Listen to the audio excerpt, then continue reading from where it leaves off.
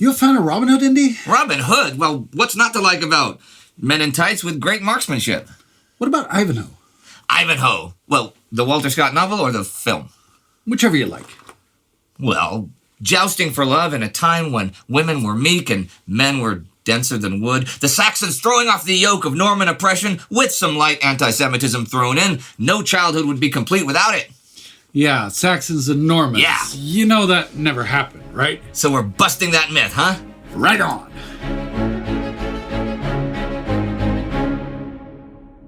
I'm Indy Neidell. I'm Spartacus Olsson. And this is a TimeGhost short where we destroy all the fun you had thinking that Robin Hood and Ivanhoe had something to actually do with history. The basis of both those stories, and quite a few others, is the conflict between Normans and Saxons in the British Isles after Norman conquest in 1066. You've almost certainly heard how that year, William, Duke of Normandy, loaded all his knights on a bunch of boats and did the D-Day landings in reverse 879 years before the actual D-Day landings, huh? That was pretty good. A short gallop later, these Norman cads faced off with the intellectually, technologically, and generally inferior Saxon lads of Harold Godwinson, King of England's army at Hastings. Not just inferior, but also tired Saxons, because remember, they had just fought off another invader a 3-day ride to the northeast. Because, you see, just as William had decided to go conquering just that very week, so too had a merry band of pesky Vikings, or Danes, led by Harold Haradra and Tostig Godwinson at Stamford Bridge. So there we have it. Normans fighting Saxons fighting Danes. Well, it might sound reasonable, and it's great stuff for a romance, but something doesn't quite add up here. The dead giveaway is that Harold Godwinson fought against another Godwinson, Tostig, and that goes to the very essence of why these fanciful ethnical divisions are, historically speaking, complete nonsense. And you ask them if they were one or the other, they would have looked at you as if you had just asked for the Wi-Fi password. Especially since although they were bashing each other's heads in, they were all family. Yeah, you see, Godwinson. Harold and Tostig Godwinson were brothers.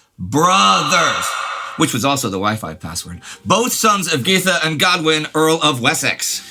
But they could be brothers and still be leading an army of Danes against an army of Saxons, right? Well, no.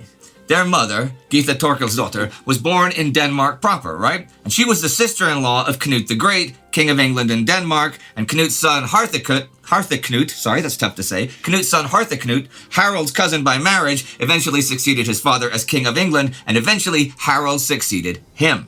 Which still leaves William out of the equation. Not for very long. Hold on to your hats, because Harthacnut's mother was none other than Emma of Normandy, who was William the Conqueror's paternal great-great-aunt, because they had short generations back then. So Harold and William were related by marriage. Now, you might think that this only applies to the top level, the bosses, but that would be a mistake. If you go through the family ties and the ranks of those three armies, you would find even more confusion of the same kind. There simply isn't any meaningful division other than that they wanted the same thing. England. Wait, England.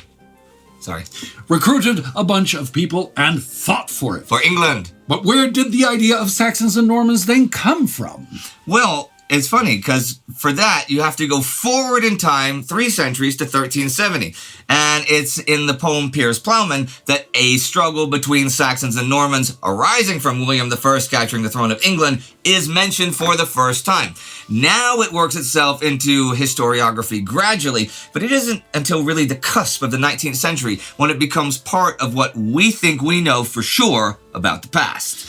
In 1795, English antiquarian Joseph Ritson publishes an anthology, Robin Hood, a collection of all the ancient poems, songs, and ballads now extant relative to that celebrated outlaw. That's a hell of a title, man. It is, isn't it? And it's all of the poems now extant about that. Well, according to Ritson. Okay, anyhow, yeah. Sorry. So, Ritson more or less rediscovers Robin Hood after a couple of hundred years of oblivion. In his commentary, he also reinvents him. A big fan of the French Revolution, sympathetic to the cause of the class struggle that is gripping Europe, he makes Robin Hood into the outlaw who robs from the rich and gives to the poor for the first time. You know, there was a Ren and Stimpy episode where they were talking about Robin Hood, and they mentioned that first he robbed from the rich and gave to the cheerleaders. And they go, no. And they go, he robs from the rich and gives to the criminally insane, which is way better than the poor. Anyhow, it is for that class struggle. Because remember, we're just after the French Revolution at this time.